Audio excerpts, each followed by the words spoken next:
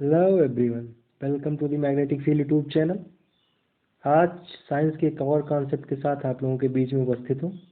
क्या है कॉन्सेप्ट, चलिए डिस्कस करते हैं। तो आज का हमारा जो कॉन्सेप्ट है वो ये है कि हम रजिस्टर्स को सीरीज और पैरेलल कॉम्बिनेशन में सीखेंगे, ठीक है। और उनके फार्मूले जो होते हैं उनको भी क्या करेंगे, फाइंड करेंगे। ओके, तो चलिए स्टार्ट करते हैं। तो सबसे पहले हम क्या करेंगे, रजिस्टर्स एंड सीरीज के बारे में डिस्कस करेंगे। तो ये क्या है हमारा, ये एक सर्किट दी हुई है, ठीक है। और इसमें रजिस्टर्स हमारे लगे हुए हैं फर्स्ट, सेकंड और थर्ड। किस में लगे हुए हैं, सीरीज कॉम्बिनेशन में लगे हुए हैं, क्योंकि वो एक ही वायर से क्या है, तीनों रजिस्टर्स कनेक्ट हैं। और जब एक ही वायर से कनेक्ट होते हैं तो क्या होते हैं, सीरीज में होते हैं।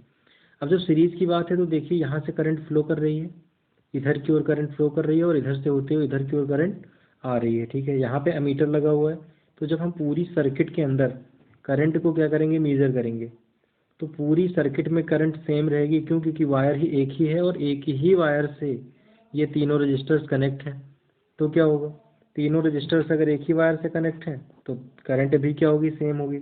लेकिन क्या होगा, वी का, करंट तो सेम है लेकिन वी, पोटेंशियल डिफरेंस क्या होगा। ये एक वायर से अगर कनेक्ट होते बैटरी के साथ ये, तो पोटेंशियल डिफरेंस सेम होता। लेकिन देखिए ये डायरेक्टली बैटरी के वायर्स के साथ कनेक्ट नहीं है, बीच में देखिए ये आपस में कनेक्ट है। तो ये डायरेक्ट बैटरी से तीनों रजिस्टर्स अलग अलग वायर से कनेक्ट नहीं है। तो पोटेंशियल डिफरेंस क्या होगा, इसमें अलग अलग होगा। तो उसको मेजर कैसे करेंगे, एक वोल्ट मीटर यहाँ पे लगा दो V1, ठीक है। एक यहाँ लगा दो V2, यहाँ लगा दो V2, एक यहाँ लगा दो V3, ठीक है। तो जब तीनों यहाँ पे हमने क्या किया, तीनों जगह पे वोल्ट मीटर लगा दिया। जब वोल्ट मीटर लगाया तो क्या हुआ, हमको इन तीनों की रीडिंग नोट करा तो हमें पता चला कि इन तीनों में अलग अलग क्या है, वोल्टेज है। मतलब वोल्टेज इसमें क्या है, सेम नहीं है। वोल्टेज क्या है, डिवीजन है यहाँ पे वोल्टेज का। इसमें अलग वोल्टेज, इसमें अलग वोल्टेज, इसमें अलग वोल्टेज। मतलब तीनों केस में, ये तीनों केस में वोल्टेज क्या है, अलग अलग है। इसका मतलब करंट सेम है सीरीज में, लेकिन वोल्टेज क्या है, अलग अलग है। क्यों, क्योंकि एक ही वायर से कनेक्ट है, इसलिए वोल्टेज तो अलग है लेकिन करंट क्या है, सेम है। याद रखने की ट्रिक है कि एक ही वायर से कनेक्ट है तो क्या है, इसमें जो हमारी करंट होगी वो सेम होगी। तो जो सेम है उसको भूल जाओ अभी। क्या सेम नहीं है, वोल्टेज।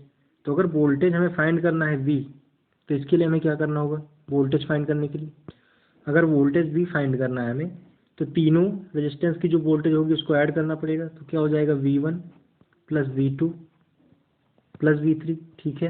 ये हमारी नेट वोल्टेज हो जाएगी। तो ये भी किसकी बात हो रही है, सीरीज कॉम्बिनेशन की, ठीक है। क्योंकि यहाँ पे वोल्टेज सेम नहीं है पूरी सर्किट में। सर्किट बनाना आपको आता है। अब क्या करेंगे हम, बाई ओम्स ला है ना, या अप्लाइंग ओम्स ला, अप्लाइंग ओम्स ला, ठीक है। अब जब ओम्स ला अप्लाई करेंगे तो क्या होता है, V is equal to IR। ये तो क्या हो गया टोटल वोल्टेज के लिए। फॉर इंडिविजुअल, जब फॉर इंडिविजुअल करेंगे हम, ठीक है, इंडिविजुअल तो क्या हो जाएगा, V इज इक्वल टू, या फॉर इंडिविजुअल रजिस्टर्स आप लिख सकते हैं ना, रजिस्टर्स, ठीक है। तो ये V इज इक्वल टू क्या, अब हम इंडिविजुअल रजिस्टर्स के लिए जब करेंगे तो ये V1 है, V2 है, V3 है, ये तीनों क्या इंडिविजुअल रजिस्टर्स। यहाँ पे इन्हीं की तो हम वोल्टेज निकाल रहे हैं। तो V इज इक्वल टू क्या हो जाएगा, IR1 पहले केस के लिए, ये V1 का हो जाएगा। V2 इज इक्वल टू क्या हो जाएगा, IR2, ठीक है। और V3 इज इक्वल टू क्या हो जाएगा, IA। तो V1 के लिए ये, V2 के लिए और V3 के लिए, इस वैल्यू को हमें कहाँ रखना है, इस फर्स्ट इक्वेशन में। तो इस इक्वेशन में जब हम इस वैल्यू को पुट करेंगे तो क्या हो जाएगा, चलिए नेक्स्ट पेज पे देखते हैं। तो हमने फाइंड किया था V is equal to V1 plus V2 plus V3, ठीक है। तो V इज इक्वल टू हमने क्या पुट किया इधर, IR इज इक्वल टू, यहाँ पे V1 इज इक्वल टू क्या था, IR1, V2 is equal to क्या था, IR2, ठीक है, IR2, और प्लस V3 क्या था, IR3, ठीक है। अब यहाँ से I अगर कॉमन करें तो क्या हो जाएगा, I कॉमन किया तो इधर R इज इक्वल टू क्या हो जाएगा, इक्वल टू, इधर पूरे में I कॉमन तो R1 plus R2 plus R3, ठीक है। I से I cancel, R is equal to R, ये किसका है, पैरेलल है। तो पैरेलल लिख देंगे, नहीं सीरीज है, ठीक है। आर क्या है हमारा, सीरीज है, तो सीरीज लिख देंगे is equal to R1 plus R2 plus R3।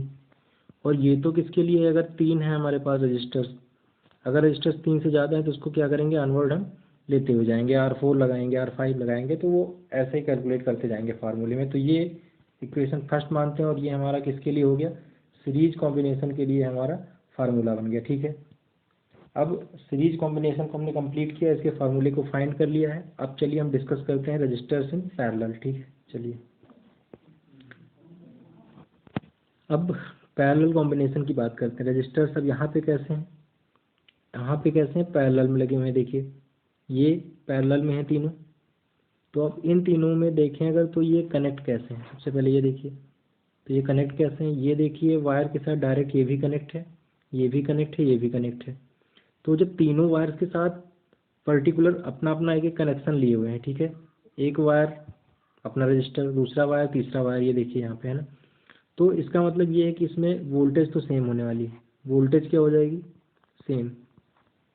यहाँ पे वोल्टेज सेम है पूरी सर्किट में, क्योंकि ये पर्टिकुलर वायर से कनेक्ट है, ये भी, ये भी, तो ये तीनों में तो वोल्टेज सेम है। करंट क्या होगी, क्या यहाँ पे करंट का डिवीजन होगा। अब आप वोल्ट मीटर लगाएंगे कहाँ पे, यहाँ पे लगाएंगे तो भी सेम आएगा, यहाँ पे आपने वोल्ट मीटर लगाया तो भी सेम, यहाँ लगाया तो भी सेम, और अगर मान लो यहाँ पे लगाया वोल्ट मीटर तो भी सेम। मतलब वोल्टेज पूरी सर्किट में सेम होने वाली है। तो डिवीजन किसका है, डिवीजन है यहाँ पे करंट का। अगर आप यहाँ पे लगाएंगे अमीटर, ठीक है, अमीटर लगाएंगे, इधर पॉजिटिव इधर नेगेटिव, तो यहाँ पे करंट कुछ और आएगी। जब यहाँ लगाएंगे अमीटर तो यहाँ कुछ करंट और आएगी, और जब यहाँ लगाएंगे तो यहाँ कुछ करंट और आएगी। मतलब यहाँ पे करंट का डिवीजन है, वोल्टेज पूरी सर्किट में सेम है, क्योंकि अलग अलग वायर से कनेक्ट है। अगर अलग अलग वायर से कनेक्ट है तो जितना इस वायर पे पोटेंशियल गिरेगा उतना इस पे, उतना इस पे, अलग अलग जब पोटेंशियल, जब सेम पोटेंशियल तीनों वायर्स पे गिर रहा है तो यहाँ पे क्या होगा, पोटेंशियल सेम होगा। मतलब पोटेंशियल ही तो वोल्टेज है, तो वोल्टेज सेम होगा। लेकिन करंट क्या है, करंट आई, इसका क्या है यहाँ पे, डिवीजन है, ठीक है, डिवीजन है। तो क्या होगा, करंट का डिवीजन है तो करंट को हम क्या करेंगे, कंक्लूड करेंगे। तो अगर टोटल हमें करंट निकालनी है इन 3 रजिस्टर्स के लिए, अगर 3 लगे हैं तो आई क्या हो जाएगी हमारी, I1 plus I2 plus I3, ठीक है। चलिए तो ये अब इसको, ठीक है, अब इसी में हम क्या करेंगे, ओम्स लॉ को अप्लाई करेंगे। तो चलिए नेक्स्ट पेज पे अप्लाई करते हैं। तो लिखेंगे यहाँ पे अप्लाइंग ओम्स लॉ, ठीक है। तो अप्लाइंग ओम्स लॉ, तो ओम्स लॉ जब हम अप्लाई करेंगे यहाँ पे, ओम्स लॉ, ठीक है, तो यहाँ पे V इज इक्वल टू क्या होता है, ओम्स लॉ क्या होता है, V is equal to IR। और I की जब वैल्यू में पुट करनी है इस इक्वेशन में, क्योंकि हमारी इक्वेशन क्या है, I is equal to I1 plus I2 plus I3, ये तो हमारी इक्वेशन है, ठीक है। अब जब ओम्स लॉ अप्लाई करेंगे तो यहाँ पे I इज इक्वल टू क्या हो जाएगा, V अपॉन R। अब फॉर इंडिविजुअल जब करेंगे, फॉर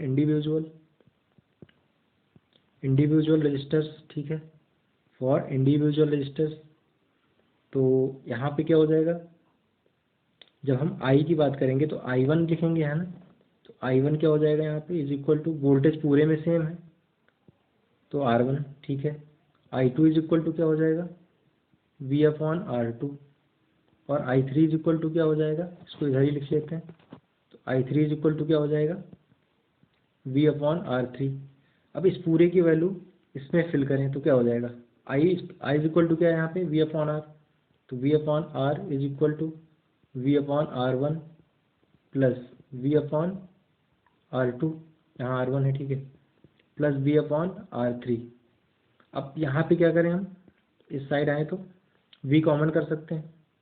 तो जब V कॉमन करेंगे तो V कॉमन हो गया तो ये हो गया 1 upon R is equal to, V यहाँ भी कॉमन तो 1 upon R1 plus 1 upon R2 plus 1 upon R3, ठीक है, ये हो गया। तो V से V कैंसिल हो गया यहाँ पे, तो बचा क्या, 1 upon R is equal to 1 upon R1 plus 1 upon R2 plus 1 upon R3।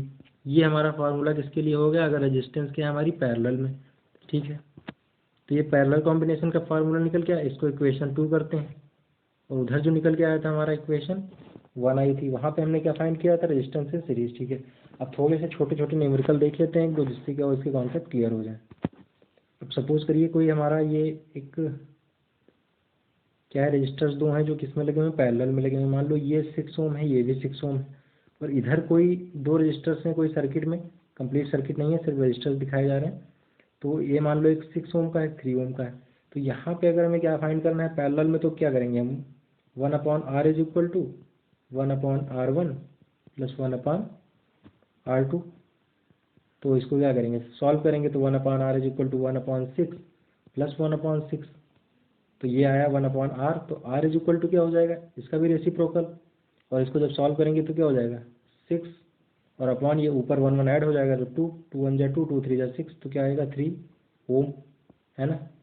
और अगर सीरीज में है तो बड़ा आसान है, सीरीज में है तो क्या हो जाएगा, सीधे हम फाइंड करेंगे r is equal to r1 plus r2, और r1 हमारा ये है, r2 ये है, तो 6 प्लस 3 क्या हो जाएगा 9 ओम। यहाँ पर रेजिस्टेंस क्या हो जाएगी 9 ओम। तो यहाँ पे हमें क्या मिलती है, मिनिमम रेजिस्टेंस, और यहाँ पे क्या मिलती है, मैक्सिमम रेजिस्टेंस। ठीक है, अब एक चीज़ और है, इन दोनों क्वेश्चंस को हमने अभी सॉल्व किया है फार्मूले से। अब मान लो ये मल्टीपल चॉइस क्वेश्चन में आते हैं तो इनको डायरेक्ट सॉल्व करने का एक तरीका है, कैसे। अब मान लो वही रजिस्टर्स फिर से पैरेलल में लगे हुए हैं, ठीक है, और ये 6 ओम के हैं, पैरेलल की बात हो रही है यहाँ पे, सीरीज की नहीं, पैरेलल। एक और कोई लगे हैं जिसमें दो रजिस्टर हैं पैरेलल में लगे हैं, लेकिन इनकी वैल्यू अलग अलग है।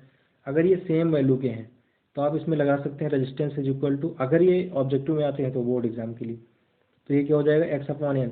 अगर x क्या है, रेजिस्टेंस है, और n क्या है, number of resistance, number of resistance.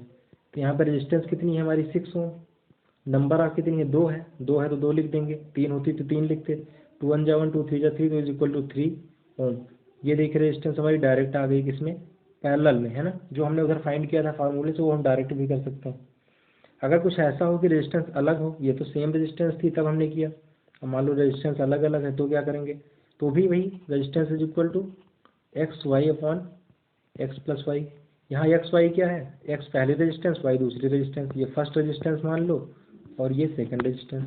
यहाँ भी वही करेंगे, एक्स वाई मतलब 6 और 3, तो एक्स वाई में रखेंगे 6 और 3, तो क्या हो जाएगा 6 3 जा 18 अपॉन, और एक्स प्लस वाई क्या हो जाएगा 9, तो 9 1 जा 9, 9 2 जा 18, तो ये हो जाएगा 2 ओम। ये किस में आएगा, आर पैरेलल। अगर आप सॉल्व करेंगे तो भी वही आएगा, देख लेते हैं। मान लो हमने सॉल्व किया तो 1/r is equal to 1/r1 plus 1/r2, ठीक है, ये 1/r2, तो क्या हो जाएगा 1/6 प्लस 1/3। अब जब इसको सॉल्व करेंगे तो क्या करेंगे, ठीक है, तो स्पेस हो गया। अब इसको जब हम सॉल्व करेंगे तो क्या हो जाएगा, ये देखिए, ये 1/r, और ये भी पैरेलल में है तो पैरेलल लिख देते हैं, और 1/6 प्लस, टोटल कर लेते हैं, क्या करते हैं एलसीएम ले लेते हैं 6, तो क्या हो जाएगा ये 6, तो 1 प्लस 2, तो ये क्या हो जाएगा 3/6। ये क्या है 1/rp। तो अगर हम क्या निकालें डायरेक्ट rp, तो क्या हो जाएगा रेसिप्रोकल, तो 6/3 हो जाएगा, 3 1 जा 3 3 2 जा 6, तो इज इक्वल टू क्या हो जाएगा 6, तो 2 क्या है 2 ओम। तो हमें रेजिस्टेंस पैरेलल में फिर भी क्या मिल रहा है 2 ओम, वहाँ भी 2 ओम मिला था और यहाँ भी 2 ओम मिल रहा है। तो ये ट्रिक है अगर आपको ऑब्जेक्टिव क्वेश्चंस ऐसे आते हैं तो, वरना आप वही फार्मूला यूज़ करेंगे और इसको फाइंड कर सकते हैं। उम्मीद करते हैं कि ये चीज़ें आपको समझ में आई होंगी। मिलते हैं नेक्स्ट वीडियो में नेक्स्ट कॉन्सेप्ट के साथ। Okay, thank you.